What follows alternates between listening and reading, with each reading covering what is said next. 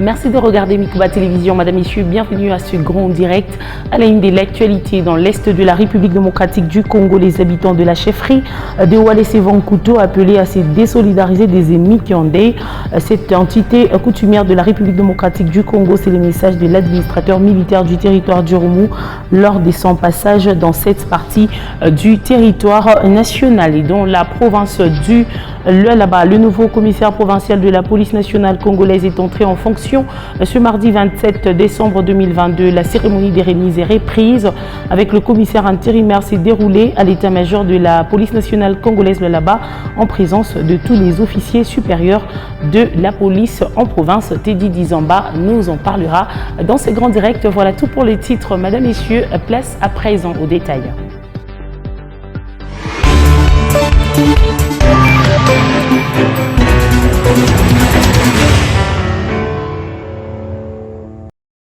Encore une fois, Madame, Messieurs, bienvenue à ce grand direct. Traque des ADF par les forces armées au sud d'Irumu. Des habitants de la chefferie de Walese-Vankutu appelés à se désolidariser des ennemis qui endeuillent cette entité coutumière. C'est le message clé de l'administrateur militaire du territoire d'Irumu lors de son passage de cette entité lors d'une mission d'itinérance. Marcus Jean-Louis K nous en parle. Le colonel Siro Simba, administrateur militaire d'Irumu, était en mission d'itinérance notamment à Sokotano, Badimbese et Badamvirlima en chefferie de Walese-Vankutu dans le territoire d'Irumu. Au cours des meetings populaires tenus sur place, l'administrateur militaire d'Irumu a, au nom du gouverneur militaire de l'Ituri, rassuré les fils et filles de cette partie de la province sur la détermination de l'administration militaire à pacifier totalement cette zone. Tunapaswa kufanya mariage entre basoda na population. Il nous faut privilégier les mariages civilo-militaires de façon que, lorsque l'armée est en opération contre les EDF, de l'autre côté, vous aussi, la population, vous devez se solidariser avec l'ennemi. Ne pas appuyer les EDF en information, ni en médicaments, moins encore en nourriture pour faciliter l'armée. Comme ça, les communautés Les Mbouti et Nandé ont estimé nécessaire de soutenir les efforts de l'administration militaire de l'Ituri qui tient à restaurer définitivement la paix dans cette partie de la province. Nous saluons cette initiative de sensibilisation qui va motiver la population à regagner leurs milliers abandonnés. Il est arrivé il y a l'arrivée de l'AT et de la délégation du gouverneur militaire pour s'imprégner de la situation sécuritaire de Walese-Vankutu nous console. Nous saluons le travail que bat l'AT d'Irumu dans notre chefferie où il se donne corps et âme pour le retour de la paix. Notons que la délégation conduite par l'administrateur militaire d'Irumu dans la chefferie de Walese-Vankutu constitue la deuxième commission de sensibilisation sur la culture de la paix mise en place par le gouverneur militaire de l'Ituri après celle qui a sensibilisé dans la chefferie de Babou Abokoui. Et le commandant de 3e zone de défense, le lieutenant-général Marcel Mbangu Machita, a inspecté les troupes positionnées à Kalenga dans le territoire de Massissi qui ont la mission de barrer la route à toute progression vers la cité des Saké de l'armée rwandaise Eliam 23. Selon le porte-parole militaire en province, le lieutenant-colonel Njike Keiko Guillaume, l'ennemi a menti de se retirer de Kibumba et parti renforcer la position autour de Kalenga pour s'attaquer à Saké, mais les FARDC contiennent toutes ces tentatives. Le détail avec Patrick Siyaloua. Bâton de commandement à main, le lieutenant-général Marcel Mbangu Machita, commandant 3e zone de défense, en inspection des troupes dans la région de Kalenga, en territoire de Massissi. Entité ciblée depuis le week-end et c'est lundi par les militaires rwandais avec leur supplétif du M23. Mais stoppé par les forces loyalistes. Martin, le lieutenant-colonel Njike Keiko Guillaume, porte-parole militaire en province. L'armée rwandaise et ses différents alliés, ils ont fait semblant, n'est-ce pas, d'abandonner Kibumba, qui n'ont pas vraiment abandonné, et ils ont amené tous les renforts vers ce coin et ils pensaient que ce sera facile. Mais vous venez de le constater que les verrous, il est très dur, les verrous des forces armées de la République démocratique du Congo. Donc c'est dans ce cadre-là que le commandant 3e zone de défense, le lieutenant général Marcel Mbangou, a tenu lui-même à venir dans la zone. Il a réconforté les militaires et il a rassuré par la même occasion nos populations qui vivent dans cette zone. Ces affrontements du week-end dernier et de ce lundi ont provoqué un déplacement massif des populations de Kalenga. Mais l'armée rassure les habitants du territoire de Massissi. Mais aussi vous êtes sans oublier que, comme dans leurs habitudes, l'armée rwandaise a propagé des rumeurs selon lesquelles Karenga serait entre les mains de l'ennemi. Mais vous venez de les constater, que les forces armées de la République démocratique du Congo tiennent bon et continuent à contenir l'ennemi de manière à ce qu'il ne puisse pas progresser ni dans les Massissi ni vers Saké. Mais que notre population de Kimoka puisse vaquer librement à ses occupations. Les forces armées de la République démocratique du Congo sont en train de contenir l'ennemi très loin de là. Donc que notre population soit calme, qu'elle continue, n'est-ce pas, à être derrière les forces armées de la République démocratique du Congo. Dans cette inspection des troupes, le commandant 3e zone de défense était accompagné de son adjoint, le général-major Moutou Peke, chargé des opérations et renseignements. Et le 24 décembre, l'opération d'enrôlement se poursuit conformément au calendrier publié par la CENI. Elle concerne d'abord les provinces de l'ouest du pays et durera 30 jours. Ce mardi, le cardinal Fridolin Ambongo Bessungu a également reçu sa carte et appelle les Congolais en âge requis d'aller en obtenir les leurs, bien que celles-ci semblent être des faibles qualités que les précédentes. Oscar Kalambay nous en parle. Arrivé au centre d'enrôlement du collège Saint-Raphaël, le prélat catholique a d'abord salué l'accueil lui réservé par le personnel. Fridolin Ambongo a noté que le centre dans lequel œuvrent ses agents n'est pas très élégant, mais le service a été réalisé avec professionnalisme. Le cardinal a fait savoir par ailleurs que la qualité de la carte n'est pas bonne. J'ai seulement constaté que la qualité de la carte qui m'a été délivrée, on dirait une copie.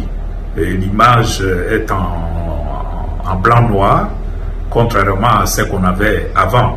J'ai eu un peu comme l'impression qu'en 2015, en 2005, la carte avait meilleure qualité. Néanmoins, il invite les Congolais à se faire enrôler massivement. Un message d'encouragement, de mobilisation, de sensibilisation pour que tous ceux qui ont l'âge et qui remplissent les conditions de se faire enrôler puissent venir nombreux. Parce que c'est de cela que dépendra demain la qualité des élections. À partir de l'enrôlement, nous saurons par circonscription combien de sièges revient et plus on est nombreux, plus nous savons faire de bons choix lors des élections. Le cardinal a aussi fait savoir qu'il croit aux élections de 2023 et que les bonnes élections peuvent changer le devenir du peuple congolais. Pour la première zone opérationnelle, l'enrôlement se fera pendant 30 jours selon la prévision du calendrier électoral. Alors que le processus électoral est déjà mis en marche en RDC, d'une part avec l'enrôlement des électeurs, de l'autre part certains politiques s'insurgent contre la composition de la CENI et de la Cour constitutionnelle. Face à cette situation, Michael Mutula a interrogé les analystes politiques du Lualaba sur la crédibilité des scrutins en cas du manque de consensus entre les parties prenantes. Suivez leur réaction dans ce reportage. Dénonçant la violation de la Constitution par le régime en place, les trois leaders de l'opposition, dont Martin Fayulu, Matata Pogno et Dr Denis Mukwege, ont à travers une déclaration commune publiée ce lundi 26 décembre, exigé la recomposition de la CENI, mais aussi de la Cour constitutionnelle pour augurer une bonne tenue des élections en République démocratique du Congo. Une déclaration jugée inopportune par ces analystes. Je crois que l'intervention de nos amis politiciens de l'opposition et Denis Mukwege, le prix Nobel de la paix, intervient vraiment en retard. Pourquoi ? Parce que la composition de la CENI, de même que la composition de la Cour constitutionnelle, sont intervenus il y a bien longtemps. Nous pensons que c'est vouloir une chose et son contraire, dans la mesure où vouloir le renouvellement ou la recomposition de certaines institutions peut retarder le processus électoral et nous amener au glissement. Pour Gustave Moulongoy et Claver Malekera, tous analystes politiques, cette prise de position n'a pas sa raison d'être car elle devrait intervenir bien avant la validation des équipes de ces deux institutions. Il n'est pas question ici de pouvoir négocier ou de pouvoir tenir compte de ce cahier des charges qui du reste est inopportun dans la mesure où le temps imparti ne permettra pas de prendre en charge ces demandes-là. Ce qu'il faudra faire, il faut agir comme la CENCO et le SCC ont agi, tout en s'étant rétractés, en laissant les autres confessions religieuses continuer parce qu'ils avaient soutenu Kadima. Mais la CENCO et le SCC ont cherché à corriger autrement la chose, ce processus. C'est de cette manière-là que les opposants et Denis Mukwege pouvaient aussi agir, s'impliquer dans ce processus et chercher à corriger autrement. Pour Athanase Kabeko, acteur politique, cette déclaration n'est qu'une simple distraction et la population ne doit pas en tenir compte car le train est déjà en marche. Ça c'est juste pour plonger la population dans la distraction. Ici il est question de... S'il devrait peut-être lancer cri de dire à la population de venir s'enrôler massivement. Nous savons qu'en 2023, nous irons aux élections. Alors que la campagne d'enrôlement des électeurs est déjà lancée en RDC, des dissensus persistent entre politiques autour notamment sur la loi électorale. D'où la question pendante reste celle liée à la crédibilité des scrutins, mais aussi la tenue des élections dans le délai. Et lors de la 9e conférence de gouverneurs tenue en Mbandaka, une proposition a été faite au président de la République, Félix-Antoine Tshisekedi Tshilombo, sur la mutation de l'Union sacrée vers une plateforme électorale. Une proposition jugée d'illégale par maître Jerry Mbayo, juriste. Pour lui, seuls les partis politiques ont cette mission de compétir aux échéances électorales. Retrouvez maître Jerry Mbayo, juriste, dans ses propos recueillis par Grace Kalonga. Il n'y a aucune procédure. On vous dit assez régulièrement que voilà, l'union sacrée n'a pas de personnalité juridique. Donc l'union sacrée n'a pas de personnalité morale, n'a pas de texte qui permette à l'un ou à l'autre de se voir restreint par rapport à tel ou tel autre prescrit. C'est comme ça qu'aujourd'hui, s'il faut transformer cette union sacrée-là, la loi a déjà prévu autant de mécanismes pour parvenir à s'organiser dans le but de conquérir le pouvoir. Mais la première vocation qui est reconnue pour la gestion du pouvoir, c'est d'abord les partis politiques. Je pense que la proposition qui aurait été la meilleure aurait été d'envisager la transformation de l'union sacrée en une autre structure pouvant permettre au chef de l'État de battre campagne pour les prochaines échéances. Cela serait logique, mais quitte à dire prendre l'union sacrée et en faire une plateforme électorale, cela ne serait pas très réfléchi. L'union sacrée n'est pas prévue par la loi comme étant structure pouvant être mise en place pour aller aux élections. Donc cela est tout à fait illégal. Il ne suffit pas simplement de dire une chose comme si c'était à la création du monde où Dieu pouvait dire que le ciel soit et puis bon, le ciel est là, que les animaux apparaissent, ainsi de suite. Non, là il s'agit de mûrir les questions, de pénétrer les textes, de pénétrer la Constitution, savoir qu'est-ce qui est prévu en matière de création de partis politiques. Et y a-t-il possibilité de partir de l'union sacrée vers, ou bien de prendre l'union sacrée et en faire une plateforme politique? Voilà toutes les questions auxquelles il aurait fallu d'abord s'interroger avant de faire cette proposition-là. Et dans la province du Lualaba, le nouveau commissaire provincial de la police nationale congolaise est entré en fonction ce mardi 27 décembre 2022. La cérémonie des remises et reprises avec le commissaire intérimaire s'est déroulée à l'état-major de la PNC Lualaba en présence de tous les officiers supérieurs de la police en province à Teddy Dizamba. La nouvelle équipe dirigeante de la police nationale congolaise en province est entrée en fonction ce mardi 27 décembre. Dirigée par le commissaire divisionnaire adjoint, le général Tariel Kisak Longin, cette équipe a été nommée récemment. Désormais chargé de la police administrative, le commissaire supérieur Elongo Amissi Pierre a cédé le poste du chef de département de la sécurité publique au commissaire Mokojiaf Papi. La remise et reprise s'est faite ce lundi 26 décembre. Je lui conseillerais de considérer ce travail comme une passion. Parce que nous étions venus ici pour travailler, sécuriser la population du Lualaba. Et lui, comme une plaque tournante, c'est lui la base de la sécurité ici dans la province en général et dans la vie d'écologie en particulier. Le nouveau commissaire provincial de la PNC Lualaba, le général Tariel Kisak, a pris possession de ses nouvelles fonctions ce mardi 27 décembre en présence de ses nouveaux collaborateurs. Au commissaire provincial.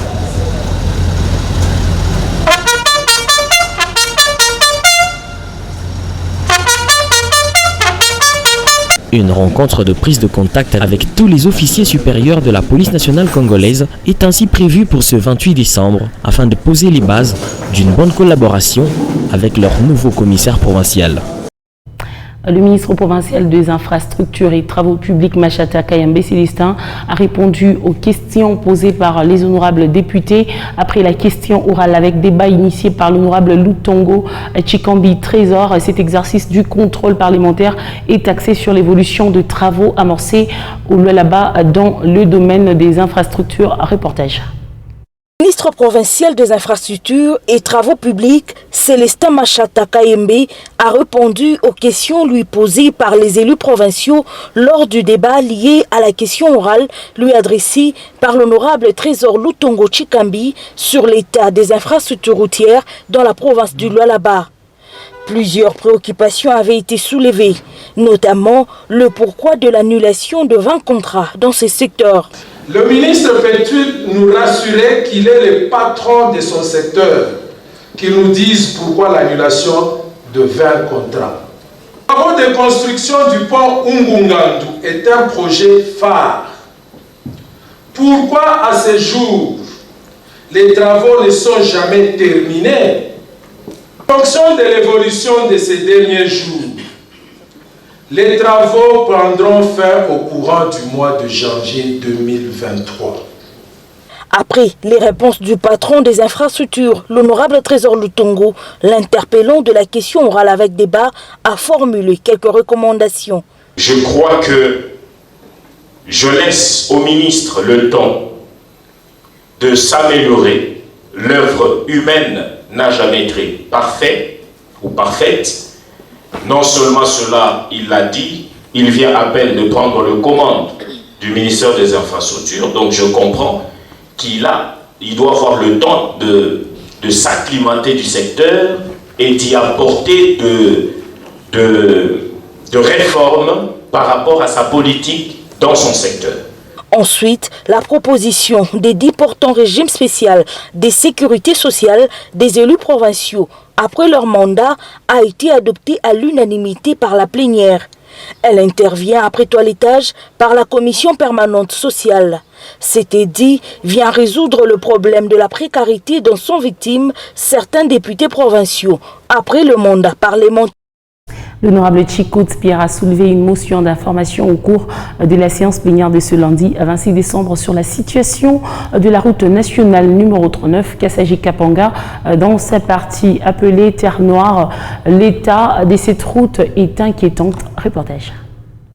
Initialement prévue pour ce lundi 26 décembre, la réplique du ministre provincial des infrastructures et travaux publics, Machata Kayembe Célestin, aux questions posées par les honorables députés après la question orale avec débat initiée par l'honorable Trésor Chikambi, député provincial de la circonscription électorale de Dilolo, l'élu du peuple. L'honorable Chikambi Trésor a formulé quelques recommandations au patron des ITP et remercie le gouvernement Masuka pour les projets du développement dans les domaines clés. Nous en sommes fiers et nous remercions, nous félicitons le gouvernement provincial d'initier ce travaux.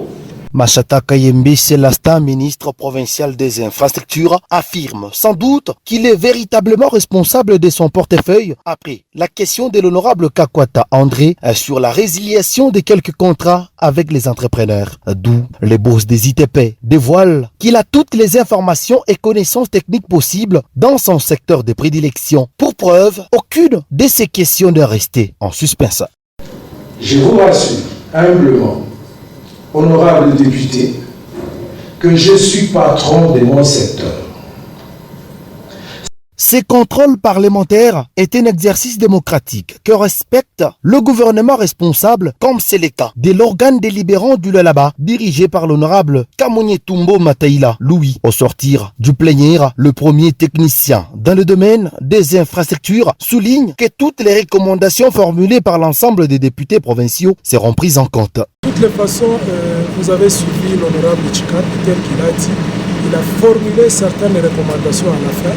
Donc son souci était de nous pousser davantage, de nous mettre au travail, de faire le suivi de tous les différents travaux. Chose que nous avons acceptée humblement et nous allons nous mettre en exécution. Servir le peuple Lualabé reste les soucis majeurs du gouvernement provincial du Lualaba sous l'ère Masuka.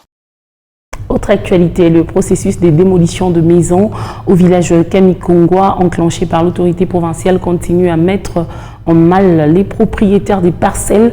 Ce mardi, tous les occupants des maisons étaient à l'Assemblée provinciale pour échanger avec l'honorable Louis Kamouni Tumbo sur la question.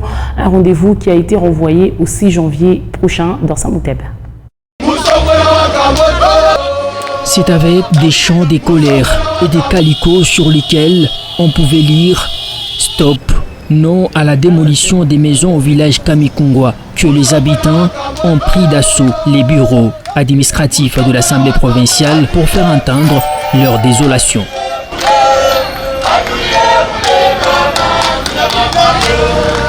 Sur place, pas d'accès pour tout le monde. 2 d'entre eux, les habitants, ont été choisis pour solliciter l'audience avec le président de l'organe délibérant. En attendant la sortie de Louis Kamouni, les habitants scandent des chants. Le long moment d'attente est resté sans suite favorable. Une délégation a décidé de rentrer au bureau pour en savoir plus.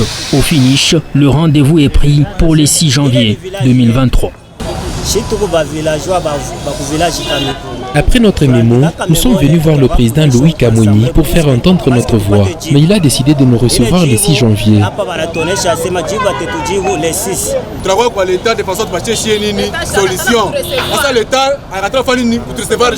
Nous sommes venus pour trouver une solution à notre problème. Malheureusement, nous n'avons pas été reçus.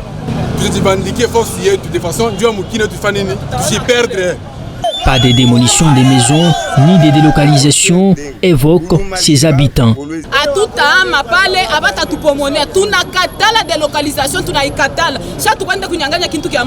Nous n'allons pas abandonner nos maisons. Nous disons non à la démolition ni à la délocalisation. C'est notre village et nous avons le droit d'y habiter.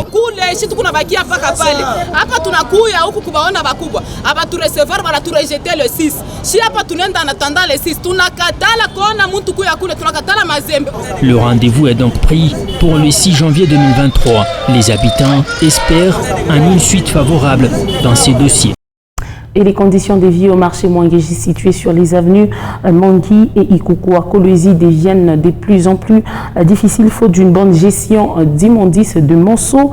Des déchets non évacués depuis plusieurs semaines sont entassés et dégagent une odeur nauséabonde. Léopold Kingu nous en parle dans ce reportage.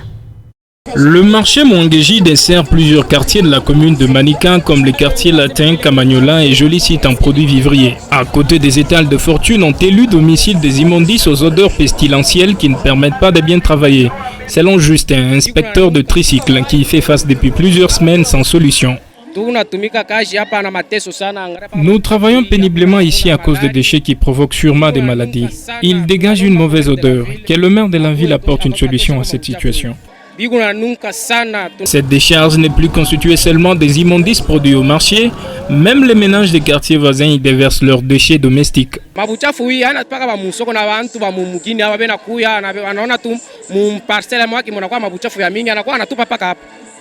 Ce ne sont pas seulement les vendeurs qui déversent ces immondices, même les riverains du marché le font. Le président du marché ne s'en occupe pas, nous faisons payer les quittances et autres taxes chaque jour.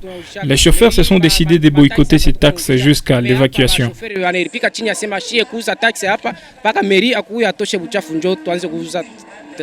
Nous avons rencontré le président de ce marché qui n'a pas voulu répondre à nos questions, prétextant avoir un rendez-vous beaucoup plus important. Les vendeurs continuent de travailler dans ces conditions au risque de maladie sans savoir précisément quand adviendra l'évacuation par les services urbains. Au marché Manika, par contre, plusieurs montagnes de déchets ont été évacuées, selon les témoignages des vendeurs. Et pour finir, dans la province du Haut-Katanga, le gouverneur de province Jacques Kiaboula Katoué a assisté ce lundi 26 décembre 2022 aux obsèques de Faustin Mukuna organisées à l'espace Baalis en présence de membres de la famille, des amis et connaissances du défunt. Reportage. Faustin Mukuna, âgé de 65 ans, lâchement assassiné la nuit du samedi 17 décembre 2022 par des bandits à main armée qui s'étaient introduits dans sa résidence située au quartier Golf Plateau. L'infortuné a été inhumé ce lundi 26 décembre. Avant sa mise en terre, les membres de la famille biologique, les amis et connaissances lui ont rendu les derniers hommages à l'espace Baalis. Également été présent aux funérailles, le gouverneur du Haut-Katanga, Jacques Kiaboula Katoué, s'est recueilli devant la dépouille mortelle et y a déposé sa gerbe de fleurs avant de consoler les membres de la famille éplorés. Au cours de cette cérémonie d'hommage rendue à Faustin Mukuna, il a également été question d'une exhortation tirée du livre d'Hébreux chapitre 9, versets 27 à 28. Le prédicateur du jour a parlé du jugement dernier, appelant l'assistance à donner sa vie à Jésus-Christ. Il s'en suivra des témoignages et des oraisons funèbres. C'était avant que le corps de feu Faustin Mukuna ne soit acheminé à la nécropole Rivière des Anges de Kassangiri pour sa mise en terre. Que son âme repose en paix.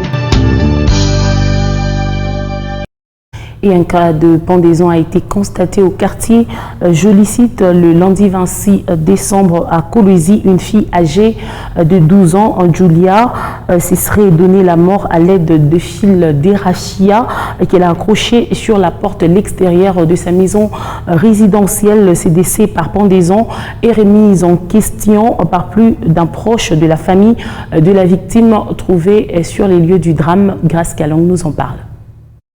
Âgée de 12 ans, Julia Omba, habitante du quartier Jolicite sur l'avenue Colonel Liave, se serait donné la mort par pendaison ce lundi 26 décembre. Les raisons de ces suicides restent méconnues. Sa mère, inconsolable, n'en revient pas.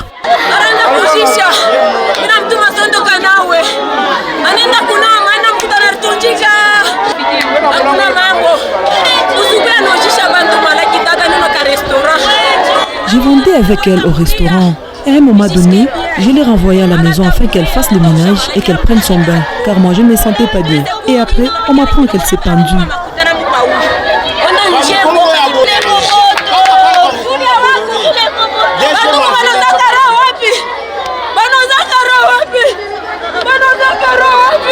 Une pendaison confirmée par l'OPJ trouvé sur place. Elle vient de se pendre. Il n'y a même pas une heure du temps. Jusque-là, tout le monde, même chez eux, ne connaît pas. Parce que sa maman n'était pas là. Et elle a été au restaurant où elle faisait ses activités. Il a retourné sa fille à la maison pour arranger les assiettes. De là, sa maman a pris les nouvelles pour dire que sa fille s'est pendue. La panique s'installe, le deuil s'annonce. 7e d'une famille de 10, Julia s'est pendue sur une porte extérieure de la maison familiale à l'aide des fils des rafias. La dite pendaison est remise en question par plus d'une personne trouvée sur les lieux du deuil. La défunte était-elle en conflit avec quelqu'un? Aurait-elle découvert un secret qu'il ne fallait pas? S'agit-il d'un meurtre maquillé? Répondre qui pourra.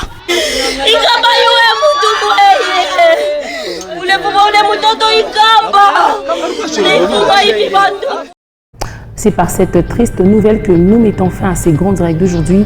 Mesdames, Messieurs, merci à vous de l'avoir regardé et suivi. Je vous retrouve demain à la même heure avec ce même et réel plaisir. Au revoir et shalom chez vous.